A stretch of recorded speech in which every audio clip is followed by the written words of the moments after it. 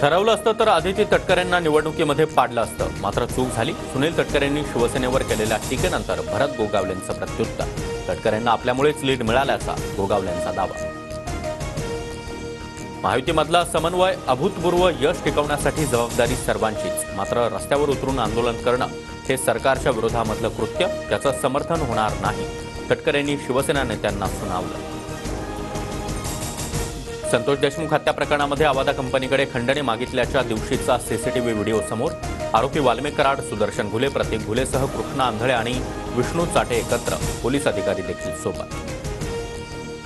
सीसीटीव्हीमधून आकासह सर्व आरोपींचा खंडणीशी संबंध असल्याचं स्पष्ट होत आहे। सोबत असलेले पोलीस निरीक्षक राजेश पाटील यांना देखील सहआरोपी करा, आमदार सुरेश धस यांची मागणी। विष्णू चाटेला जेलमध्ये पोलिसांकडून स्पेशल ट्रीटमेंट, चाटेसारख्या गुन्हेगाराला जेलचा चॉईस का, दमानिया यांचा सवाल।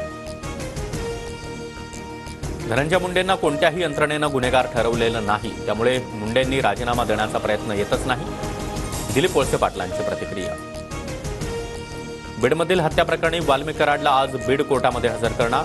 बीड हत्या प्रकरणामध्ये वाल्मिक कराडवर मकोका। संतोष देशमुख हत्या प्रकरणी पंढरपूरमध्ये आज जनआक्रोश मोर्चा, तर सांगलीमध्ये सकल मराठा समाजाकडून एक दिवसीय धरणं आंदोलन। छगन भुजबळांना सुप्रीम कोर्टाचा दिलासा। हवाला प्रकरणी भुजबळांच्या जामिनाविरोधातील ईडीची याचिका सुप्रीम कोर्टानं फेटाळली। वसंतदादा शुगर इन्स्टिट्यूटची उद्या वार्षिक सर्वसाधारण सभा, शरद पवार आणि अजित पवार एकाच व्यासपीठावर येणार। राज ठाकरे उद्यापासून 3 दिवस नाशिक दौऱ्यावर। स्थानिक स्वराज्य संस्थांच्या निवडणुकीच्या पार्श्वभूमीवर कार्यकर्त्यांसोबत संवाद साधणार।